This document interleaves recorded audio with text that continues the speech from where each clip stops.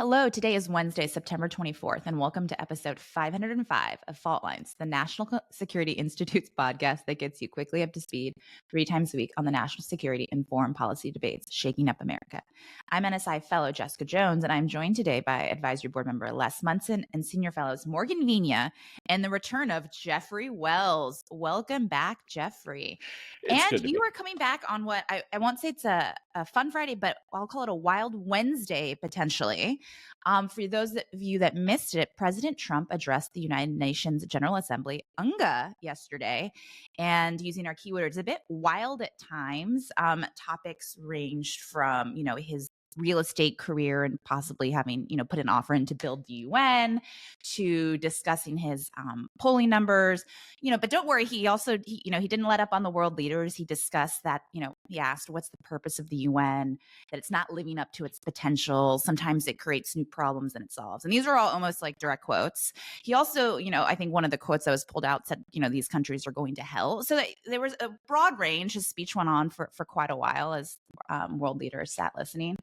But after this speech, there was also some headlines made. President Trump sat down with Vladimir Zelensky and talked about what's going on in the Russia-Ukraine conflict.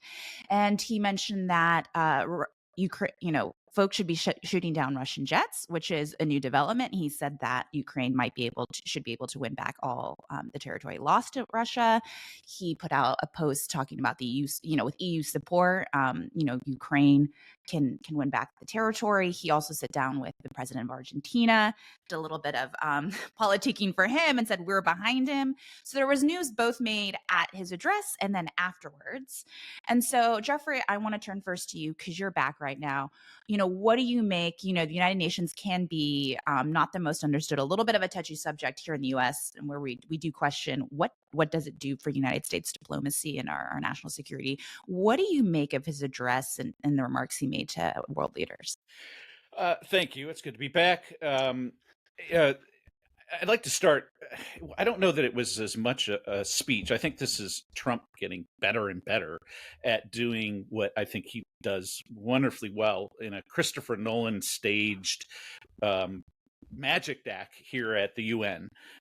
He really did a wonderful job yesterday of playing magician. And what I mean by that, not disrespectfully, is like, I don't know, for those of you who are familiar with the movie The Prestige by Christopher Nolan, a magic trick, you set up the pledge, the turn, and the prestige. And his pledge here, he set up by, calling the UN hollow, and I'm certainly no fan of the UN.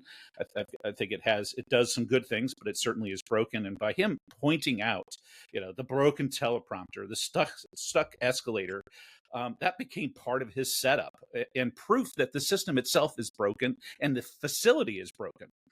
He then went, on to his turn, which I think he's getting much better at every day, which is, he switched to the climate, and he was very baiting there of the audience, called it the greatest con job, and this is a point of provocation. I think one of his key ways of watch this hand over here is denying this uncomfortable crisis, and the denial is part of his performance art.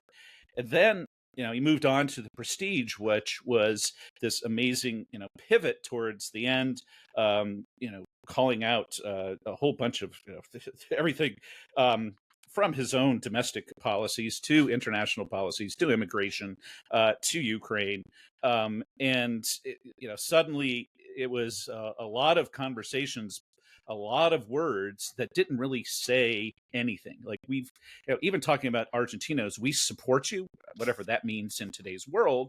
If the United States supports somebody, but for the president, the trick is still the same. He controls the narrative. He commanded the spotlight brilliantly yesterday, and he left the room and us arguing about the show. Like, I don't know really what happened yesterday other than just this amazing magic. I think it was a lot easier probably for us to read the sound bites than if you had to sit there for the full almost hour. That might even less prestige at that point. Thankfully, What maybe. Les, That's hard. what do you think of this act? Are you surprised by the developments yesterday? We've seen possibly a switch when it comes to Ukraine. Are we worried about what the next social media post might be, that we might return to a pre-UNGA climate? Yeah, all good stuff. What an amazing day here in the Big Apple. Where Les Totally is actually, where you're I am physically actually, there. weirdly trying to hustle for a buck here. Um, uh, Jeffrey's analysis is acutely good and as good as I've heard.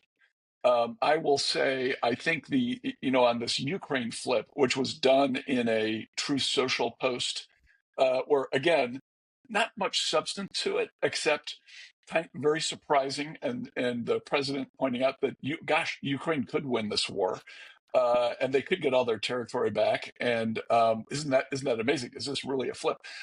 It makes me think not of a magic act, but of pro wrestling and of all of the various wrestlers over time who have switched from evil to good or good to evil, the so-called heel turn.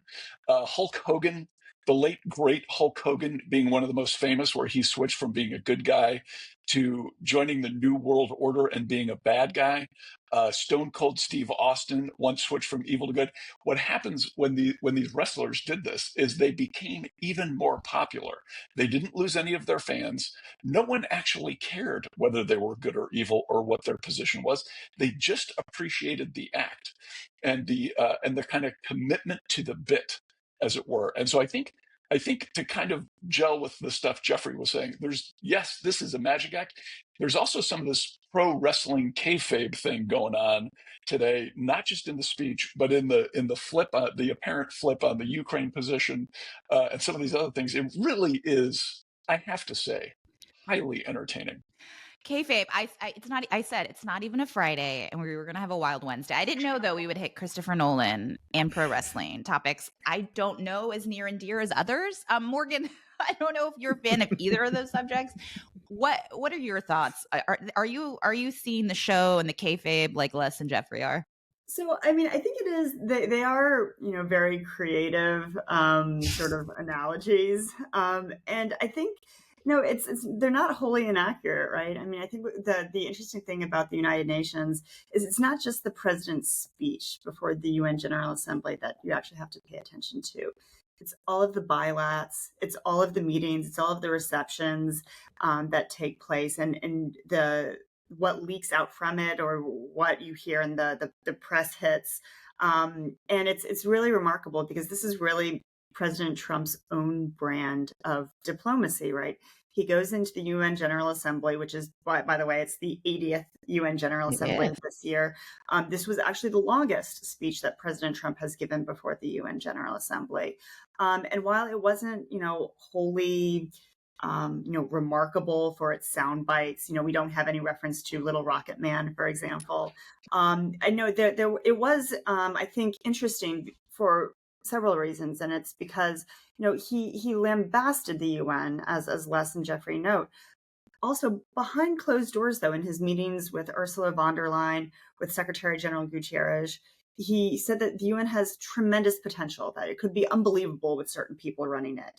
Then he also said as he said to Gutierrez, I am so behind it because I think the potential for peace with this institution is so great. President Trump, as we have seen, can actually be quite charming and charismatic when he's one-on-one and in closed and in small groups. And I think you see that, particularly at the United Nations.